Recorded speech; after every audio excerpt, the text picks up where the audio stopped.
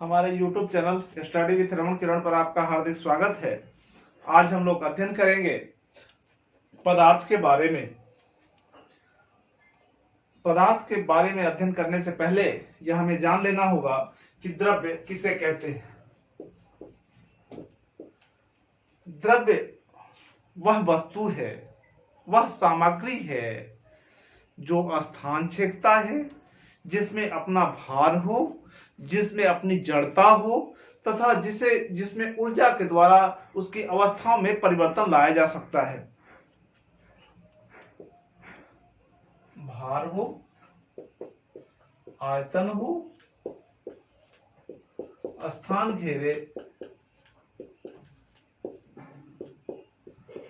ऊर्जा के द्वारा अवस्था को चेंज किया जा सकता है।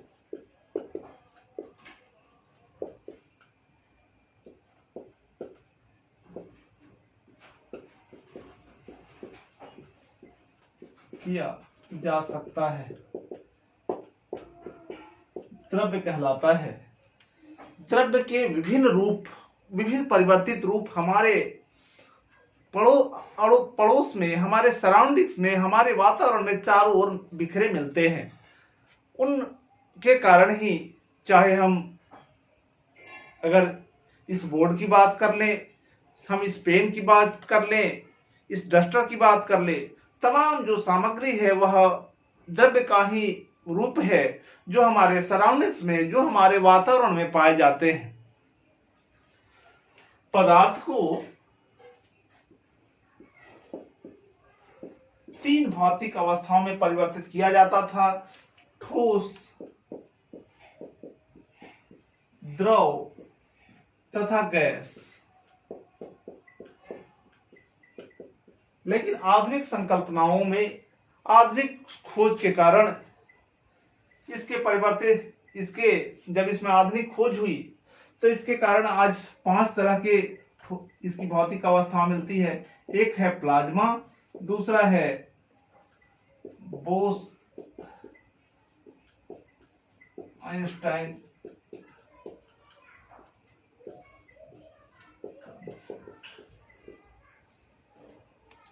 ये 5 अवस्थाएं हैं। पदार्थ की 5 अवस्थाएं हैं। ये पांचों अवस्थाओं को हम संक्षिप्त में जानेंगे। सबसे पहले देखते हैं ठोस को। ठोस क्या है? ठोस की जब हम बात करते हैं तो ठोस में होता क्या है कि इस ठोस में जो सबसे बड़ी बात है कि इसका आकार और आयतन दोनों निश्चित होता है। आकार तथा आयतन दोनों इसमें निश्चित होता है। इसके आकार भी निश्चित होता है तथा इसका आयतन भी निश्चित होता है। दूसरी बात अगर हम करते हैं, दूसरी जो अवस्था है वह है द्रव की। द्रव के आकार भी निश्चित होते हैं। द्रव के आयतन तो निश्चित होता है, परंतु आकार अनिश्चित होता है। और जब हम गैस की बात करें तो इसमें आयतन तथा आकार दोनों अनिश्चित।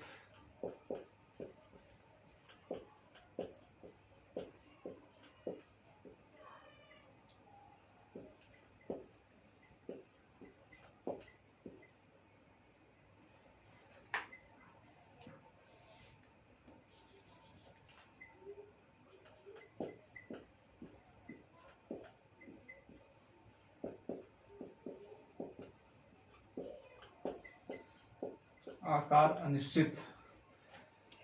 इसे ठोस, द्रव और गैस, यह ठोस का जिसका आकार तथा आयतन दोनों निश्चित होता है। आकार और निश्चित आयतन दोनों निश्चित होने का मुख्य कारण है कि इसके जो ठोस के जो परमाणु होते हैं वह आपस में बहुत ही ज्यादा अंतराण, इसके बीच दोनों के दो कणों के बीच जो लगने वाला अंतराणविक बल है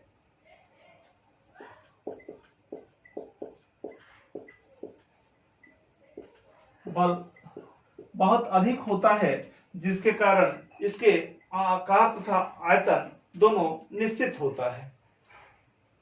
जबकि इसके बीच के लगने वाला ठोस के दो परमाणुओं के बीच लगने वाला जो बल है, जो एक दूसरे को पृथक्करण बल, वह पृथक्करण बल वह इसमें न्यूनतम होता है, न्यूनतम होता है।